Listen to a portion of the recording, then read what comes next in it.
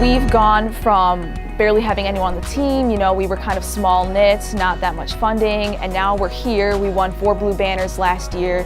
We're well recognized and respected within our community and within others. So we kind of went from almost 0 to 100, so to speak.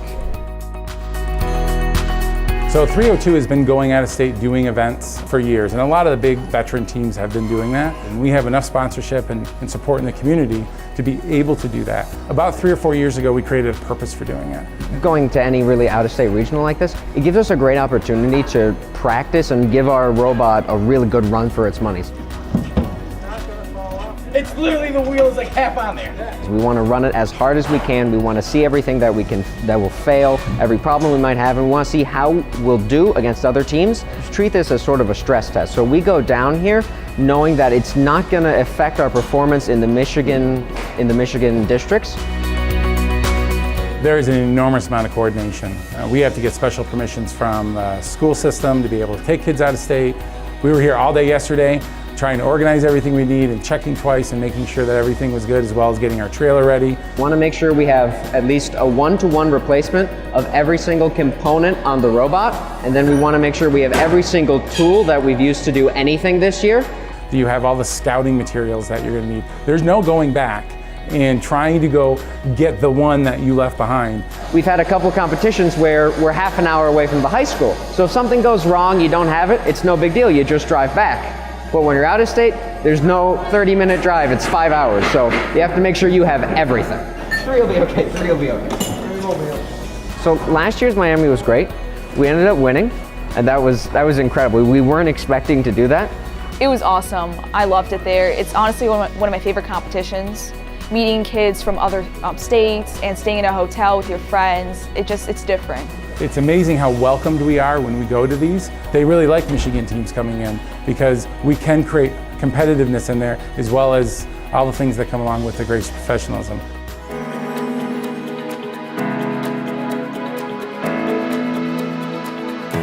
So the event has been very stressful. We had some problems going into it. We had some, our first match we actually didn't move. We got lucky that we had a really good alliance because they helped us out. We weren't working as well, but then throughout the day we progressed and we got so much better and ended out first. So we were expecting to be high, but we weren't expecting to be number 1. When we were practicing in our practice field, we were thinking our best function was our hatches and that we were going to be a little bit below the competition because of our cargo scoring. We found that we were one of the best cargo scoring robots here, so that's been really helpful in getting us those wins and keeping us at rank 1. In the second position, your number 1 seed in the tournament and the Alliance captain for the first Alliance, team number 302. Driving the robot called Andrew Dragon, it's the Dragon. Honestly, we haven't had too many frustrations mechanically. We did have some motor mount problems. That's what we're fixing right now. Motor mount's broken. Motor mount's broken. I'm working on it. We broke a motor mount. I know. We broke one of our motor mounts, which was very unexpected, but we were being pushed by a whole bunch of other robots, so it was really chaotic and hard to score points. But we kind of, powered through. We really pushed them back and scored more points. Starting off with a very quick robot for team 3324. So we chose Metro bots because they're just a super fast cargo scoring robot. They're just super great overall. And then we chose our other alliance partners because of how good they were at defense. They're a great defense bot. They can block everybody as they have been doing for us, and they've been really helpful. In the quarterfinals, we were stressed out because that was the best defense we'd ever seen. I mean, even our backup drivers never even done that good a defense. It was insane. We were just rammed every single time, but it's just the practice and doing what we had to do to win. And win they did, but sometimes the journey is one paved with hills and valleys. Ahead one match in the semis, it seemed a shoo-in. Lake Orion's Red Alliance would be advancing to the championship round. However, disaster struck, which forced a tiebreaker. Time to pick up the pieces and go to work. We tipped over as we were climbing. Didn't break anything, thankfully, but we have a whole checklist going through our head. We got to check the wheels, everything, and then we have to put it back into configuration for it to be in the perimeter.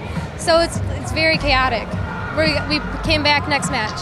Squeaking out a 71-67 win, Lake Orion and their alliance partners moved on to the finals against the number 3 alliance. So like any good story, we've had twists and turns, drama unfolding here just to see how the Lake Orion Dragons Team 302 would fare. Again, they came in not thinking they would win this. Then they were all about winning it. Then they almost fell out in the semifinals, but here they are in the finals. Let's see how this thing finally turned out. For the first time in the playoffs, Lake Orion found themselves down a match after losing finals match 1, 46-59. It was gut check time. The Dragons made the last-minute and unorthodox decision to replace Team 5724 out of Salem, Virginia, with Team 1317 from nearby Westerville, Ohio. This was bold. The one team, their drivetrain didn't work as well, and we're like, you know what, let's just switch them.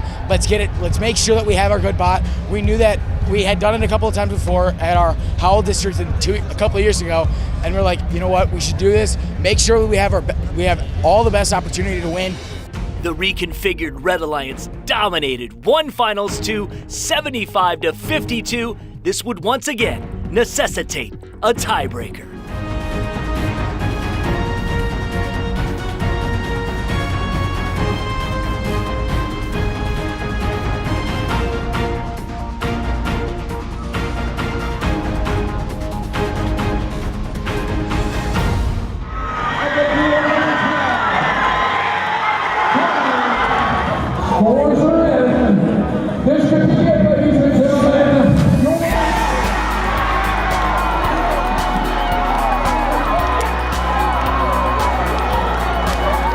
We just did what we had to do. We did everything. We executed it perfectly. All of our alliance partners, shout out to them. They played their defense correctly. They did it penalty-free as much as possible, and we just did what we did. Everybody gets a banner now that played, so it's a great time. Worlds, Elaine. It gives us quite a bit of confidence, especially because this was a practice tournament for us, and we didn't expect to win. Same as last year, we did not expect to win, and last year we had a great season after. So we plan on just doing what we have to do at Jackson, doing what we have to do at Marysville, and having a great time at Worlds.